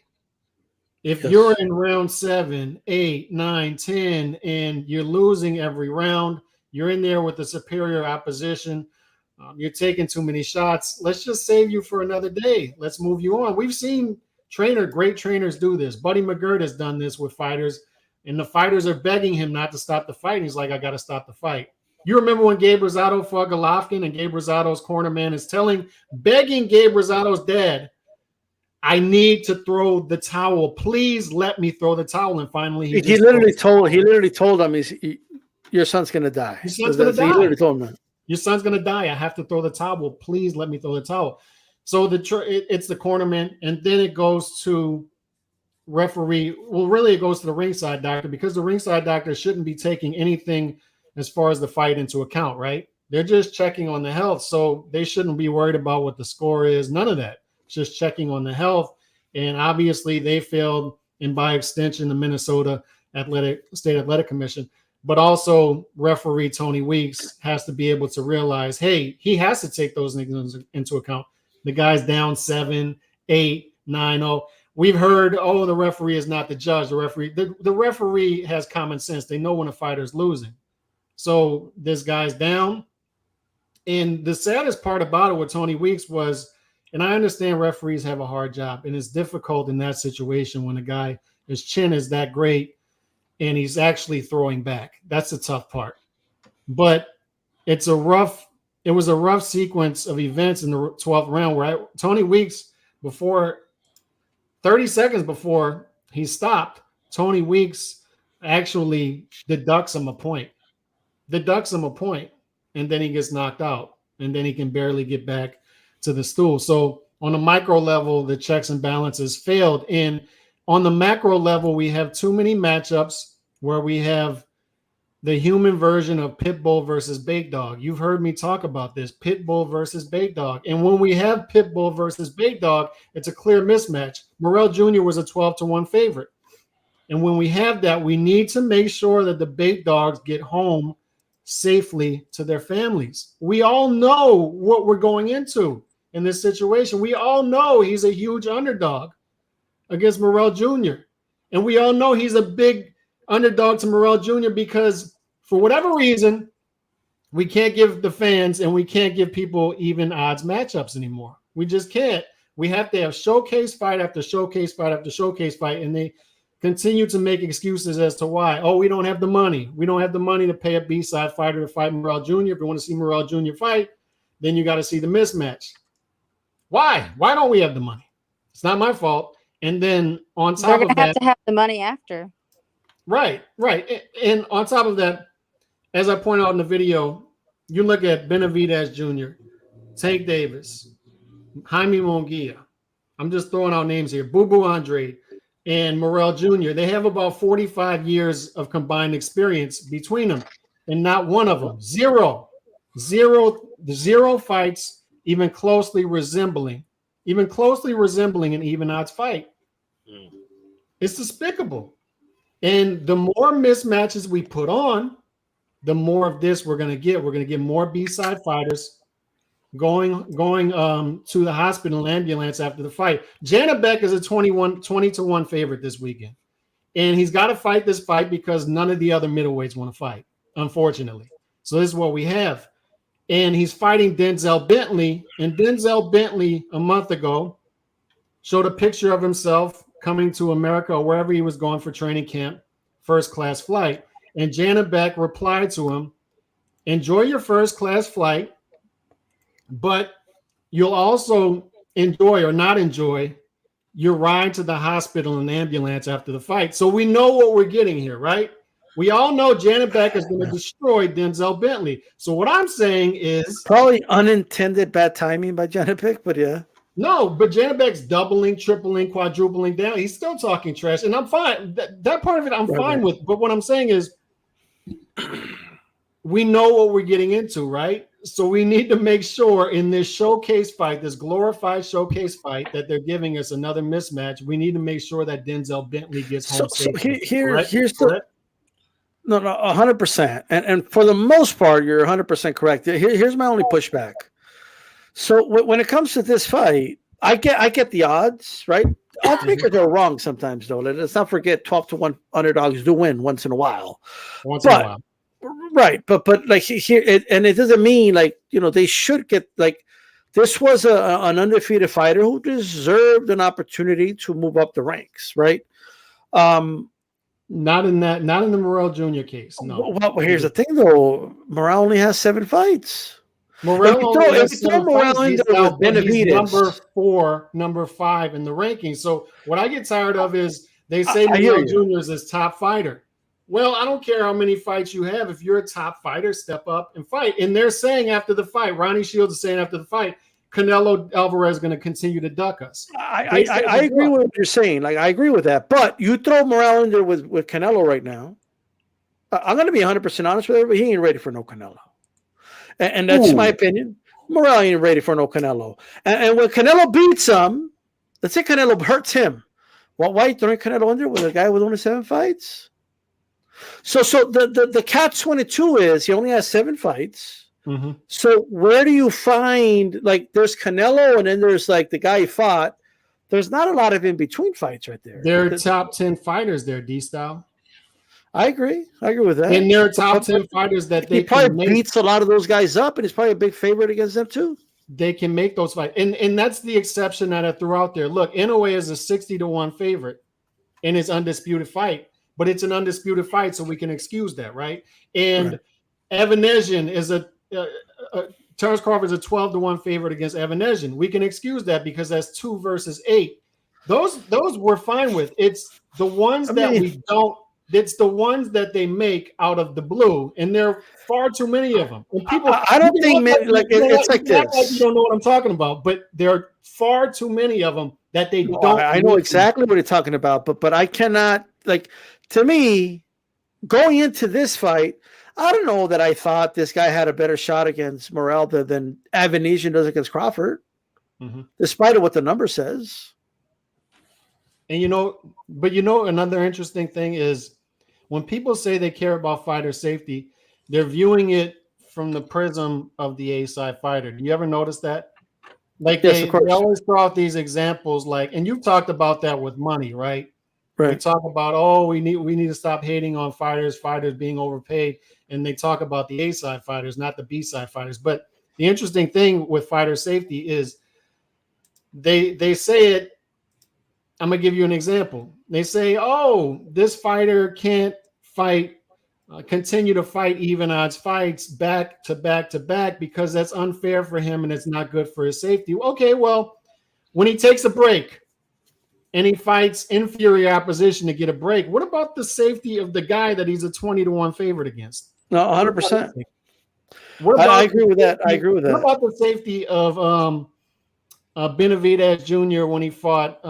It's protagonist. It's protagonist syndrome. Right? Even when you read a book, you only care about the characters that you're attached to. You don't care. Like Game of Thrones, people are getting killed left and right. Every episode, people are getting killed. Everything. But people, when the Red Wedding happened, since it was Robb Stark, everybody's, oh my God.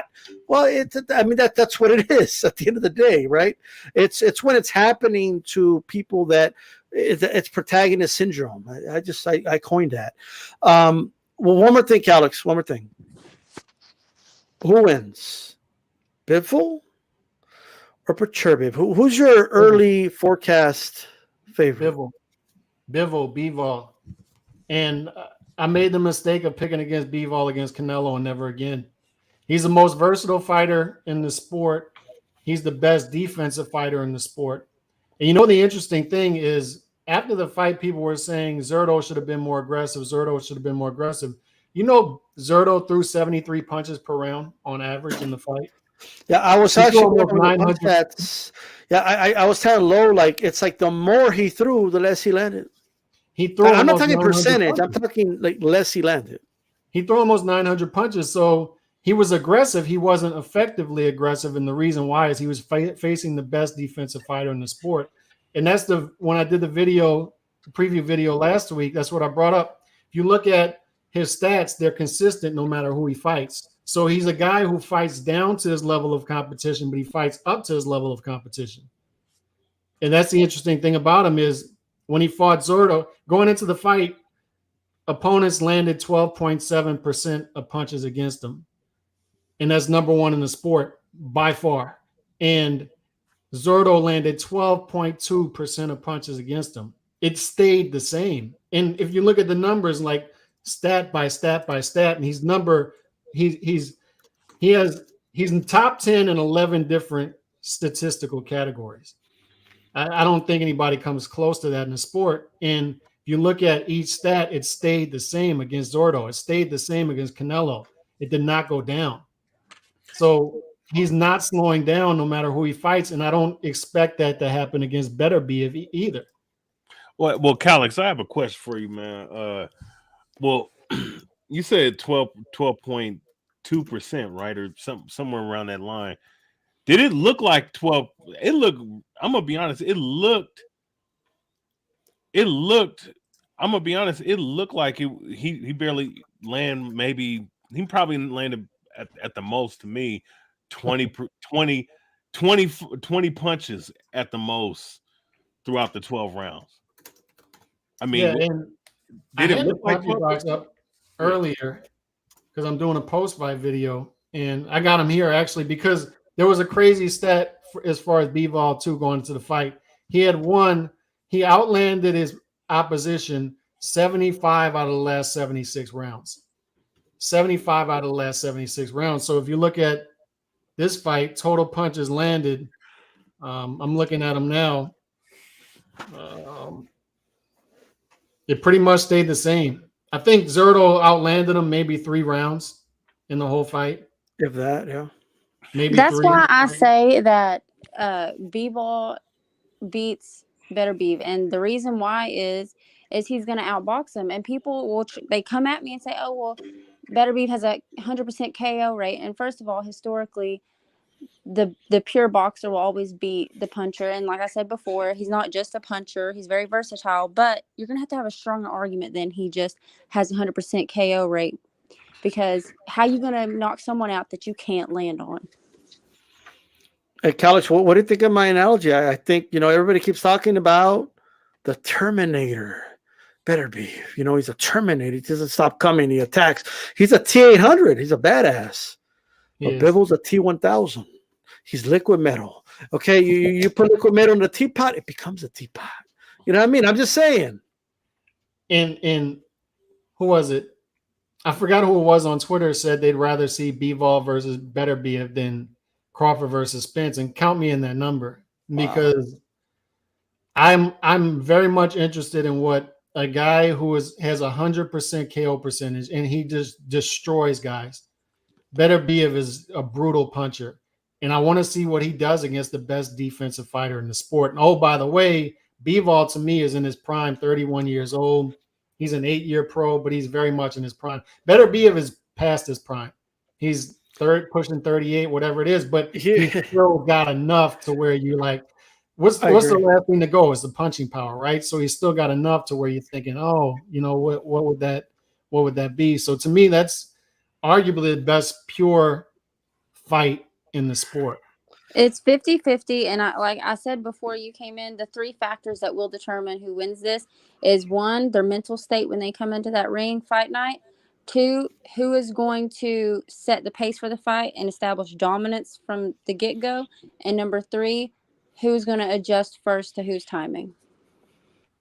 And that's why I would favor Bivol. And you know what else is interesting about Bivol is he has a mean streak. I don't know if you like.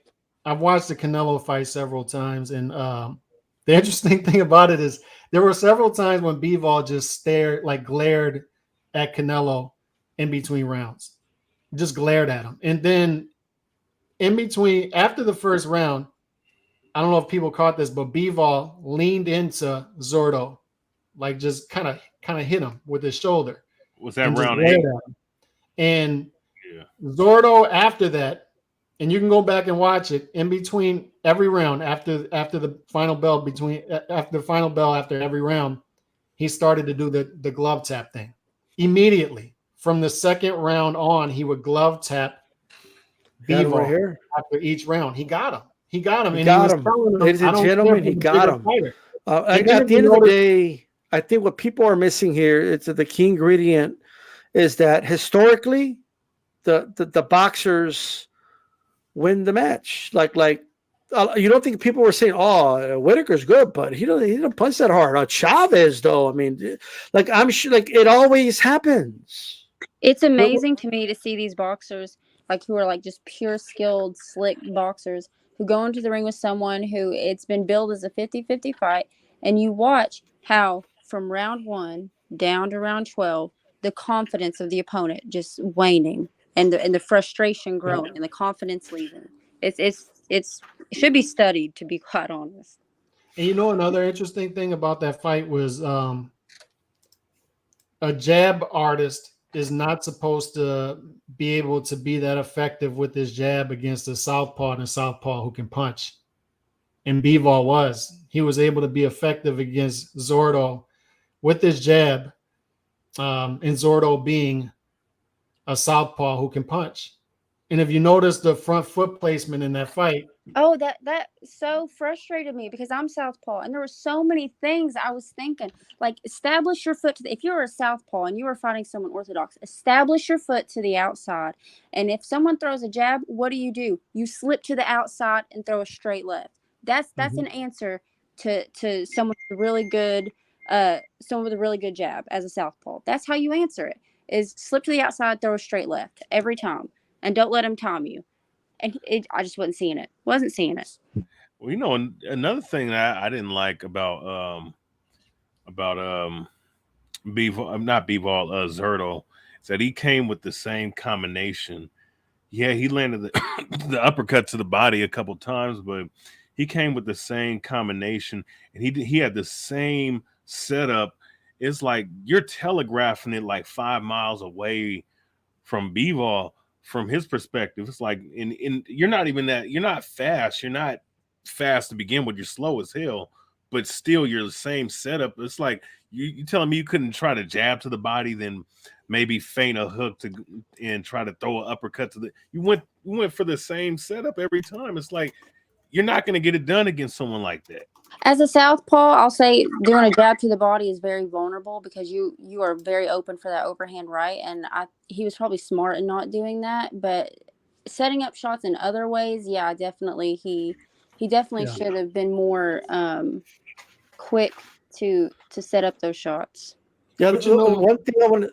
I'm sorry. I just want to say before we give our final thoughts here, the one good thing that Bivol was doing was if you looked at their feet, he was controlling the positioning the whole time.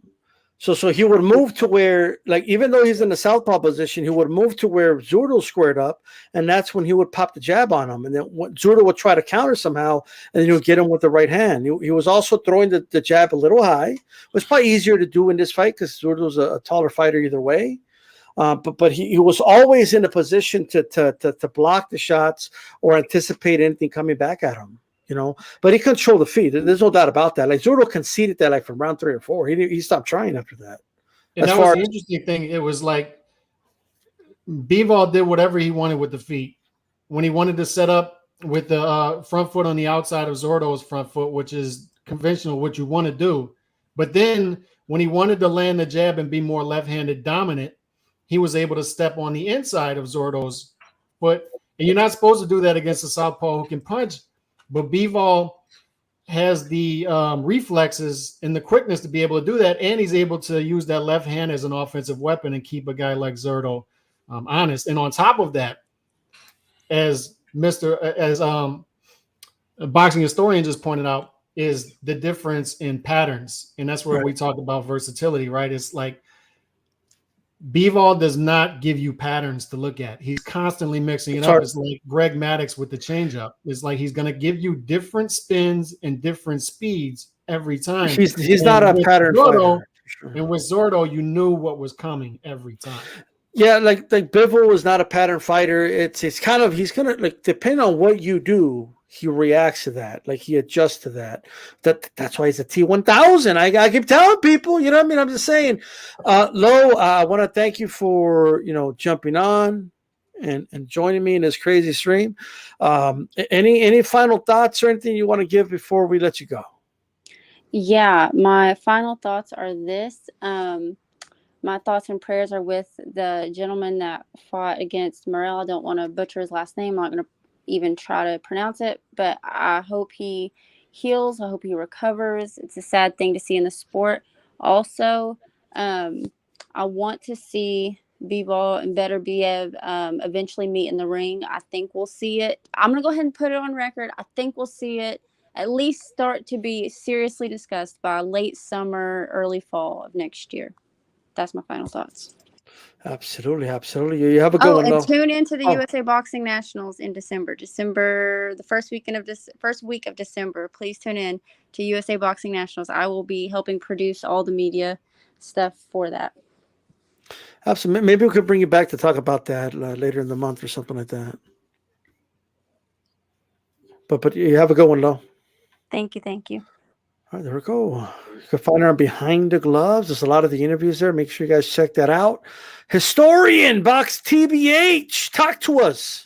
Final thoughts, brother. Well, thanks for having me on. Salute to everybody that's been on this panel. Bivol is a hell of a damn fighter. Best pure boxer in the sport, in my opinion. Hey man, Dave Morrell is that dude. I believe personally that he'll beat the dog shit out of Canelo. I think he'd beat the shit out of Caleb Plant. He'd stop all those guys at 168.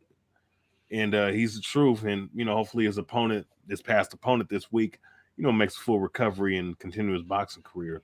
But he beat no Canelo, but hey, man, salute to HCP and salute to everybody in the chat and everybody on this panel, man. I'm out of here.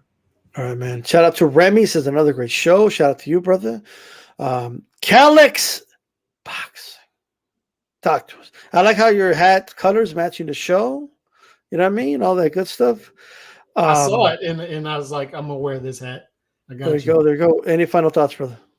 No, I mean, to me, Dimitri Bivol is a story. I think he's fighter of the year, edging out Bam Rodriguez. And I think he's entered the top 5 pound for pound realm. I think he's there now. So whether we argue him 3, 4, 5, I think Usyk and Inoue are the top 2 right now, is according to my pound for pound, but anywhere between 3 or 5, I'm struggling where to put him there right now. But he's there. He's there. Versatile, great defensive fighter, and just a joy to watch. And I will be watching Janabek this weekend, and I'm hoping that the middleweight division can get his act together going forward to where we can get some better matchups going forward instead of showcase matchups. Oh, absolutely. Well, what about Moriel versus Jake Paul? Do you think they can make that fight happen, or like what's? No, I'm joking. But with that said, what do you got going on this week? You got anything going on? This week, I'm actually editing a video right now. I'll be dropping some short form content up on the page. So be on the lookout for that. Numbers are looking great. Subscribers are up. So appreciate all that. Look for me on Twitter as well. And I hope to be doing some podcasting tomorrow. So stay tuned for that. It's busy. It's very busy for me. There's a lot of things going on right now. So I hope to be doing some long form content on the channel this week. There we go. All right, guys. Calix 2.0. Make sure you follow him. Follow him on Twitter, the whole 9. All right, guys. Check it out, man. Okay. I want to thank everybody that came on, by the way, from Low Hanshaw, TBH, Calix. Special edition on Tuesday. It was fun talking this boxing.